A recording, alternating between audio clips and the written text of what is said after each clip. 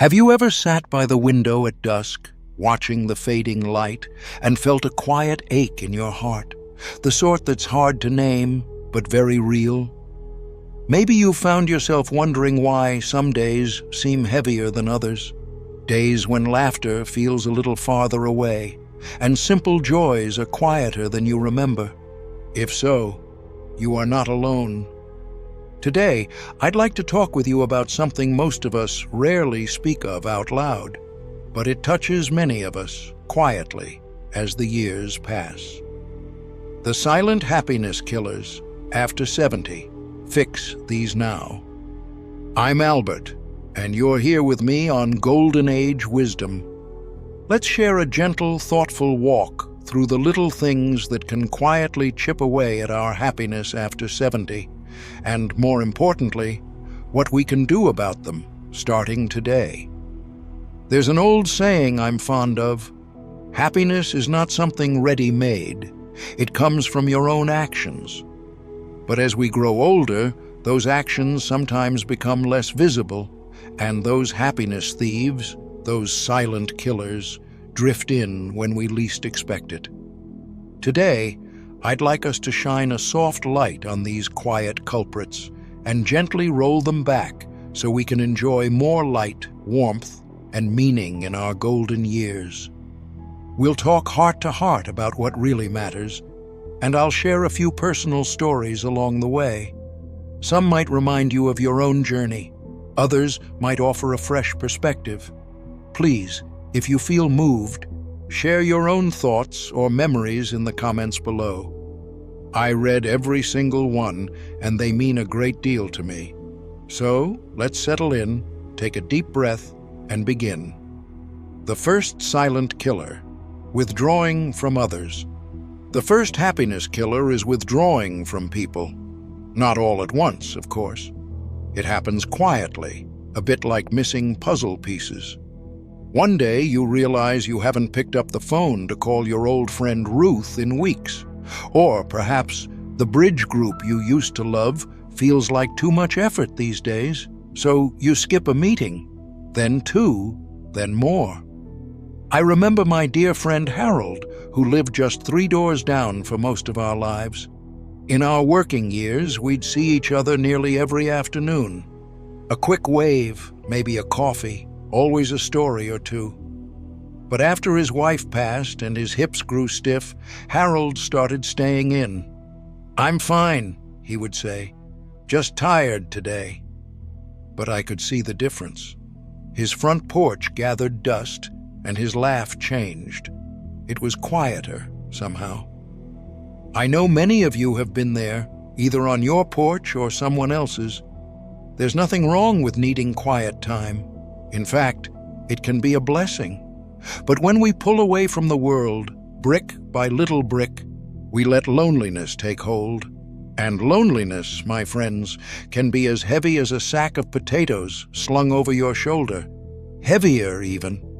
We all need people, even if it's just a hello, a shared smile, a wave to the mailman. When you cut yourself off too much, life's small joys fade. The world outside your window keeps moving, but you start to feel left out of it all, like a forgotten chair in the corner. The good news is, you can turn this around, one small act at a time. Call that grandchild, even if you just listen to them chatter about their busy world. Invite your neighbor for a cup of tea, even if your hands shake as you pour. If you're not comfortable with big gatherings, that's all right. Find your comfort zone, but stay connected. Remember, even a single meaningful conversation each week can water the roots of your happiness. And since we're here together, may I gently invite you to share: who keeps you company on quiet days? Is there someone you'd like to reach out to again? Even a short story can touch another heart right here in our circle. The second silent killer: letting go of purpose. Now, let's talk about another quiet thief: losing your sense of purpose. Purpose isn't always grand, like writing a book or running a marathon. Sometimes it's as simple as feeding your dog every morning, tending your tomato plants, or remembering to send a birthday card to your friend Bill. I once heard a story from Dorothy. She's an old friend who always keeps her hands busy. After she retired, she found herself waking up with nowhere she really needed to be. At first, she enjoyed the relief, but slowly, mornings lost their shine. She grew restless. "It's like all my gears stopped turning," she told me one afternoon over lukewarm coffee. Maybe you've felt that too. The weightless drift when you hang up your work shoes, or the kids grow so busy that your days feel emptier. Sometimes it can feel as if you've handed in your ticket to life's main event and you're stuck watching from the sidelines. But here's the truth. Purpose doesn't retire. It just changes shape. Dorothy eventually found new meaning by volunteering at the library, reading stories to children every Saturday. At first, she wondered if the kids would listen, but soon her eyes sparkled each time she spoke about her little listeners. Purpose can live in the smallest things.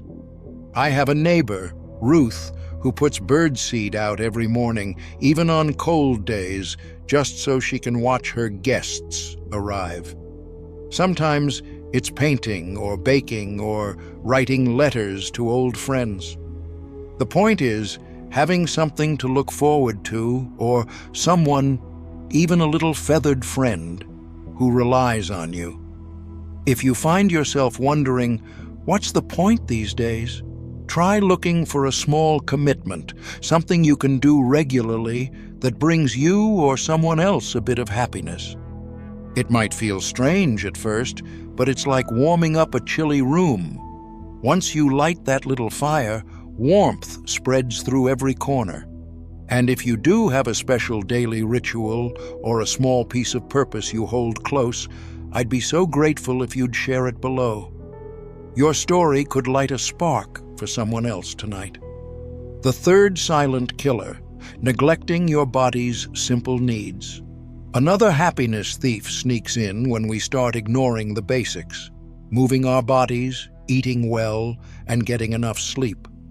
These aren't just doctor's orders, they're the foundation stones of well-being. And if we let them crumble, it can be awfully hard to feel good, inside and out. There's a memory I carry with me from many years ago. My dear friend Bill, bless his memory, loved to garden, but he'd tell me, "Albert, lately I just don't have the pep I used to." When I asked him about his day, it turned out he'd stopped walking his usual laps around the block. He'd also started making do with crackers for lunch. "Making a meal feels like too much trouble," he'd say. "I'm fine." But the thing is, our bodies, much like the garden Bill tended, need regular care. When we slow down too much, aches settle in. When we neglect good food, our mood sours. When sleep is poor, everything feels harder. I'm not saying you have to run a race. Even a few minutes of gentle stretching, a walk in the fresh air, or making yourself a nice breakfast can make a world of difference. Here's a little secret I've learned. Small changes matter more than grand gestures. If walking up the hill is too much, do a lap around your living room. If cooking feels like a chore, sprinkle some berries on your morning porridge. A tiny treat can brighten your spirits. If sleep's a struggle, try a short nap. Or spend a few minutes sitting in a patch of morning sunlight, just breathing. Take care of your body as you would a beloved old car. It may have a few dents, but with gentle attention, it'll keep chugging along, and your happiness has more room to grow. The fourth silent killer, letting worries and regrets pile up.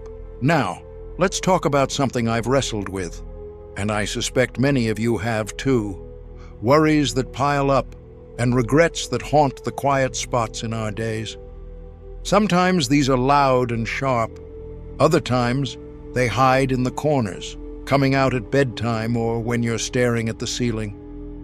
I recall the winter after my brother passed away.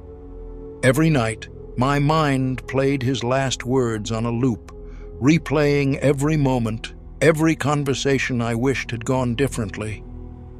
It's normal to carry regrets. We all do.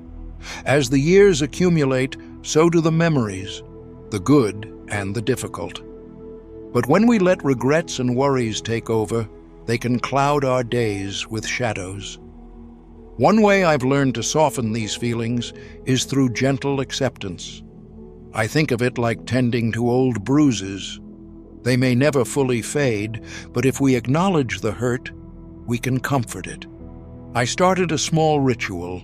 Each night, before bed, I jot down a single thing I'm grateful for, and one thing I wish I could let go. By naming the regret, I take away some of its power. If you find your mind circling old mistakes or future fears, try speaking kindly to yourself. Imagine talking to a dear friend. You'd be gentle, wouldn't you? So, be gentle with yourself. Sometimes it helps to say it out loud. That was a hard moment, but I did my best with what I knew then. Or, the future is outside my control, but right now, I am safe and warm. Let's not let yesterday steal today's joy. And remember, the people you love, and those who love you, remember your laughter more than your stumbles. The fifth silent killer, resisting change, clinging to the past. There's a saying that goes, "Change is the only constant." But as the years pile up, it can feel like the world changes too quickly, sometimes leaving us behind.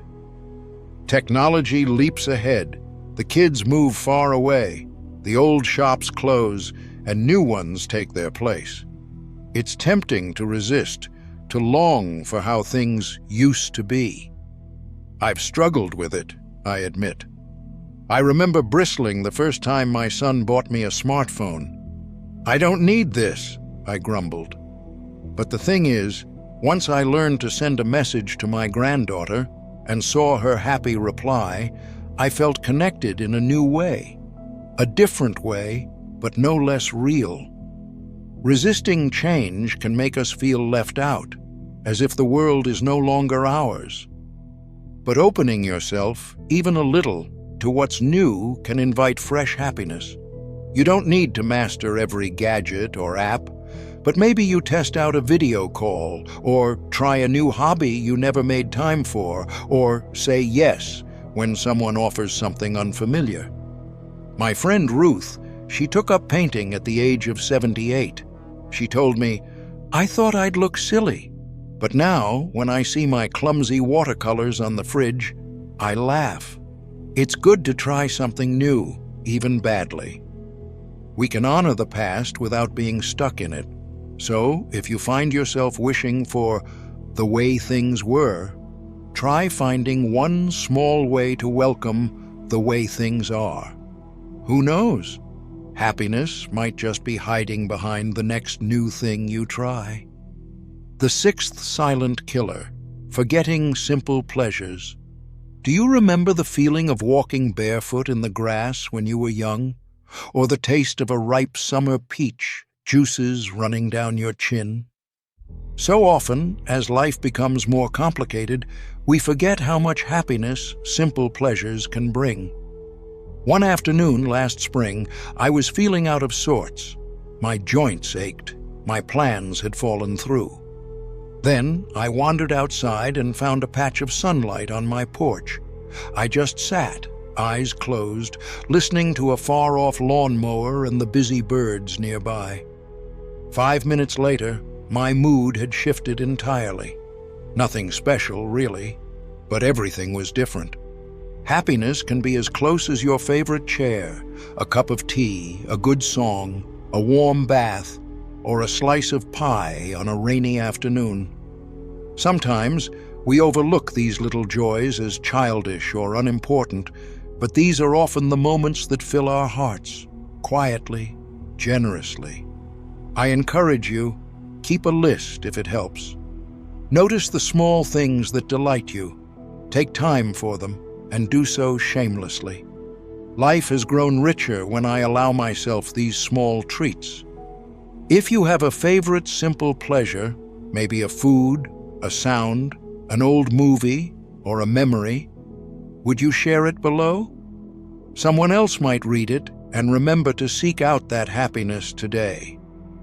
The seventh silent killer: neglecting your inner life. Finally, I'd like to touch on a happiness killer that's deeply personal: neglecting your inner life. I mean the part of you that dreams, laughs, wonders, and wishes. Through loss, illness, or the hustle of daily life, we sometimes forget to nurture our spirit. When we're younger, we're always striving, building, fixing, teaching. But as the world grows quieter around us, it's easy to slip into autopilot, following the same routines, seldom pausing to ask ourselves what brings us meaning. I've kept a journal for many years, just a few lines most days. Sometimes I ask myself gentle questions. What surprised me today?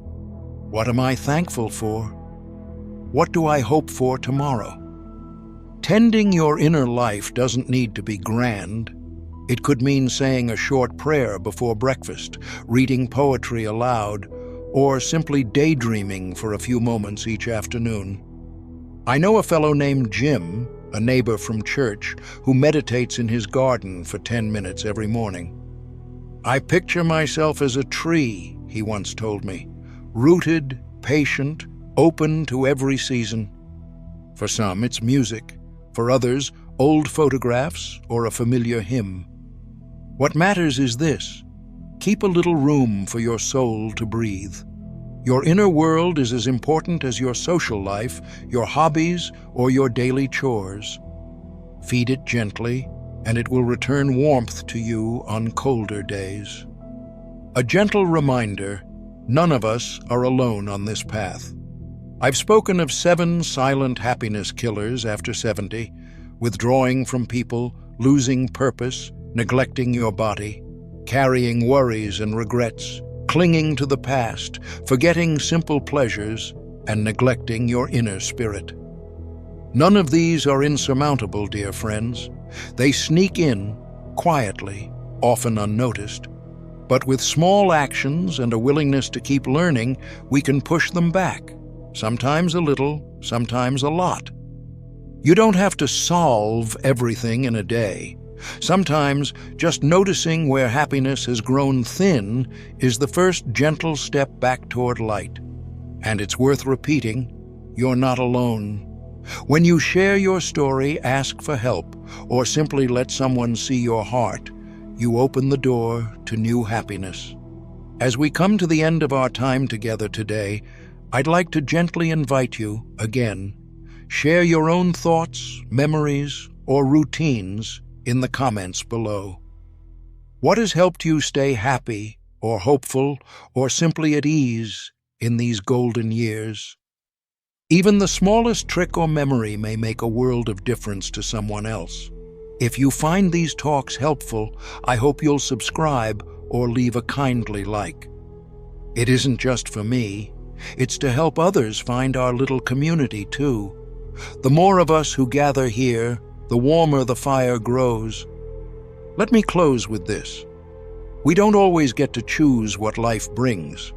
We face storms, losses, changes we never expected.